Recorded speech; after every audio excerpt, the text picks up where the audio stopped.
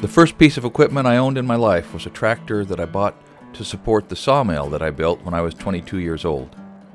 The tractor was a 1958 model International I-9, and I needed it primarily for lifting and setting the logs up onto the deck of my sawmill and then moving the lumber, the slabs, and sawdust away from the mill.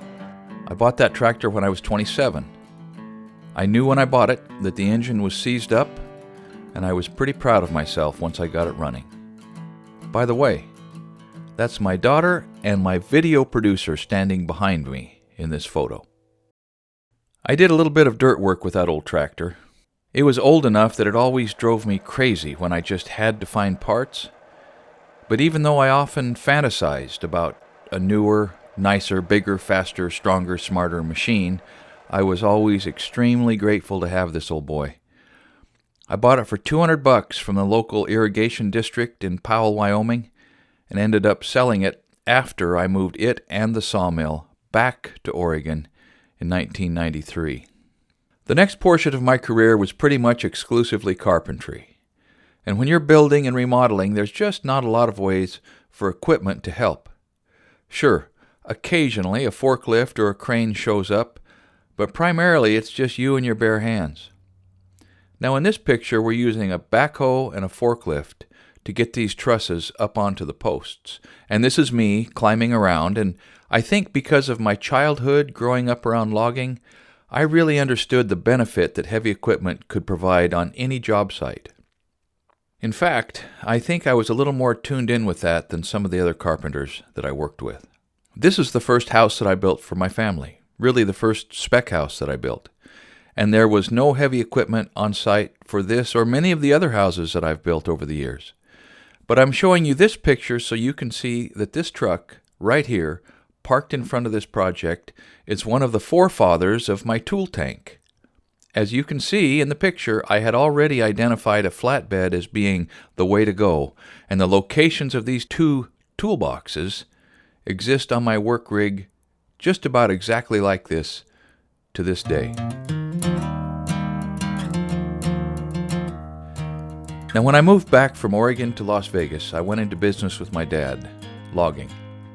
He already owned a couple of log trucks, so the first machine we bought together was a Cat.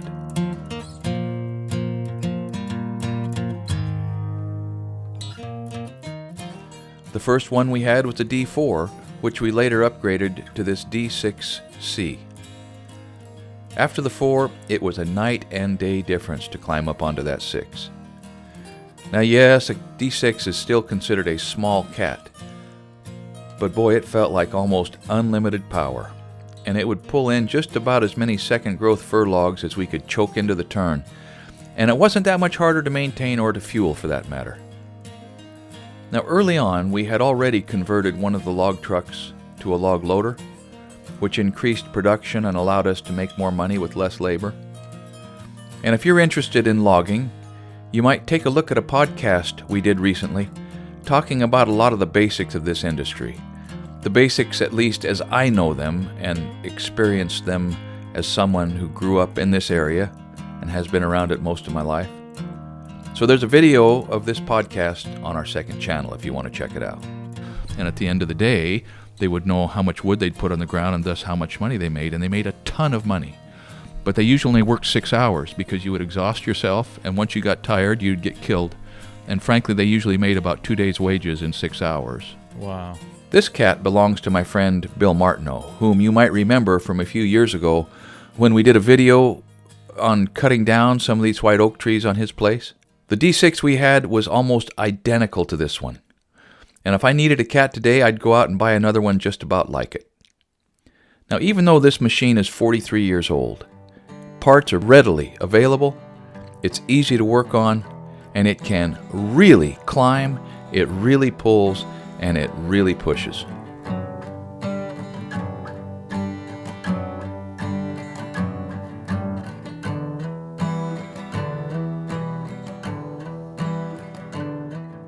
Cy has a very similar cat, but quite a bit newer, and he uses it primarily for dirt work. It's set up a little differently with these rippers on the back instead of a winch, and his is not a caterpillar at all. It's a dresser 15E that he has owned and used for 15 years.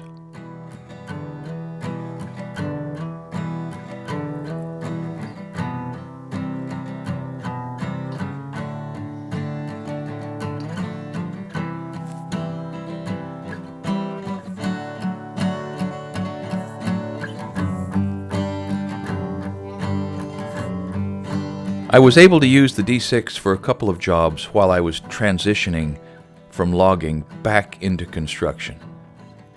And they were fun. It was helpful on this job, which was entirely dirt work, to have the cat and to also rent this excavator. We had a great time. In fact, that should be mentioned in this discussion.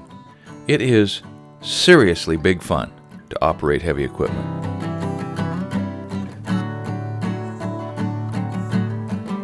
On this job, I used the cat to help drag a bridge, a railroad flat car actually, across a creek.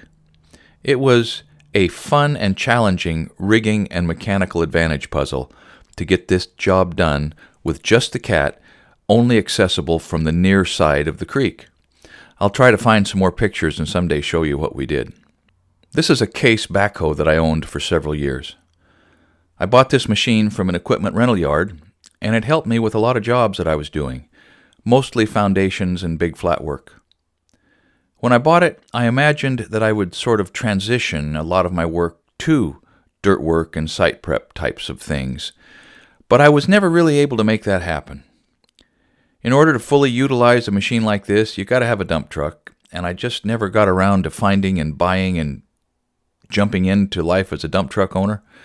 Plus, my contracting business was extremely diverse. Pretty much every single job required a fresh take. But the backhoe was so versatile. These things can be used for pulling and lifting and loading, for grading and trenching. They're just great, arguably the most versatile piece of heavy equipment you can buy. This is another bridge job, this time helping Cy replace a bridge into a field near his house. He's had that little backhoe in the background of this picture for a good long time.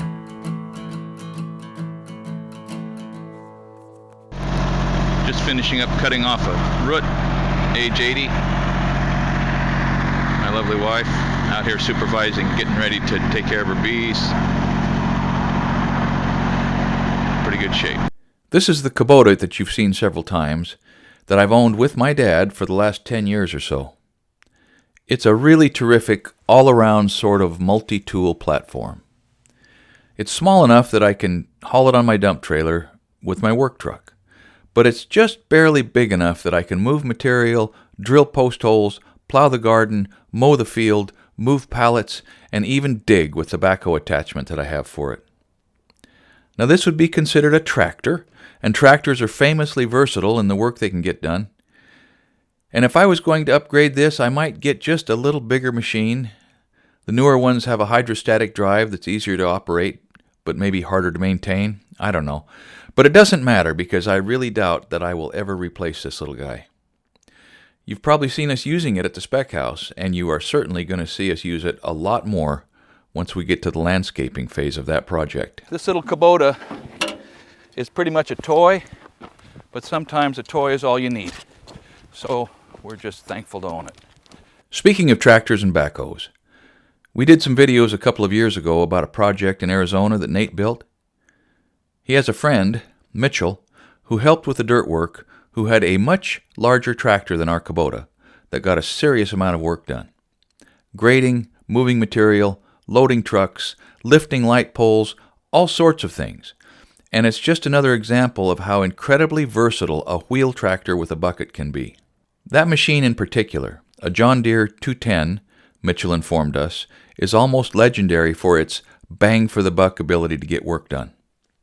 It also helps that Mitchell is a great operator. Now there were some comments in one of these videos criticizing him for driving around with the bucket up.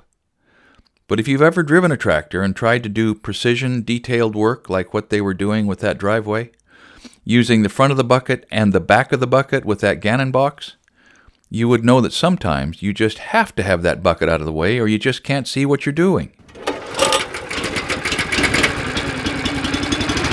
One more point while we're talking about Nate's storage yard project. A tool that he bought that could almost be considered a machine is this post hole digger. This is a good example of a time when buying the machine is the only correct option. That post hole digger cost him $900 from Home Depot because they were retiring it out of their rental fleet. Okay, now are we drilling 2 holes here or 1? I think Nate and his guys ended up drilling well over 300 holes on that job, spread out over the course of 3 months. Now renting that machine would have been $280 a day. So the opportunity to purchase one at that price was a gift. Now I have never owned an excavator, but I'd like to someday. And you got a good look at this machine on our retaining wall when you watched Dexter stack those boulders. Now his machine has a thumb on it, which really increases the versatility of an excavator exponentially, actually. And it should be mentioned also that having the right size tool for the job is just as important with heavy equipment as it is with the hammer size you pick.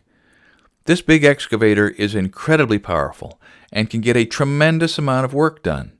But when it was time to trench the utilities right up to the house, this mini excavator was 1,000 times better suited to the job.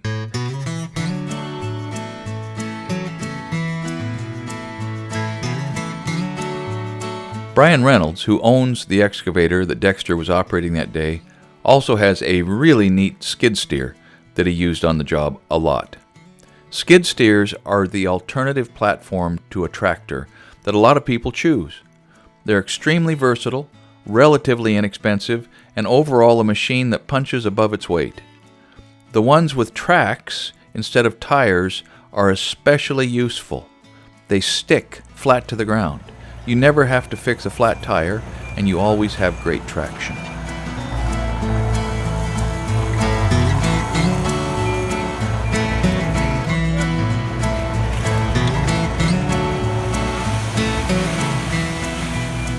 The reason we wanted to make this video, now that we're basically at the end of it, was to both introduce you to the most recent piece of equipment I've bought, and at the same time the most recent piece of equipment I've sold. This Terrax Lift. Nate and I bought it right around the time the framing started on our spec house, and we used it all summer long. Every day. We bought it from Riverbend Equipment in Bend, Oregon, and those guys treated us right. It unloaded trucks, it moved gravel with a handy bucket attachment, it lifted beams, it set material on the second floor, it lifted our garage header, it tilted up walls and then backstopped them from tipping over. It even stocked roofing clear up to the top of the roof. And when push came to shove, it lifted up the back of my work truck when the rear end went out. During the siding, we had the man basket on, and it helped get the siders up closer to the work. It just did dozens of things for us, and every time I hopped in the seat, it put a smile on my face. The fact is, I could not have done this job without it. Now, we live in a small town, and a friend of mine, kind of out of the blue, offered to buy the machine at a fair price. And since we were about 95% of the way done with it, and he needed it right away, we shook hands and I sent him home with it. I really wish I could have kept it a little longer, even just a couple weeks longer, because there are a few more items at the house it would have helped with a lot. And next summer I could have used it to help put a new roof on my shop. But like I said, I live in a small town, and I don't know how many people in Roseburg are actively shopping for a 10,000-pound capacity telehandler. The point is that machines can get a lot of work done for you, and they hold their value really well. So if you buy smart, and that's important, if you buy smart, you should have no trouble selling the machine to somebody else who needs it. I'm going to really miss our telehandler, and maybe someday I'll get a chance to own one again.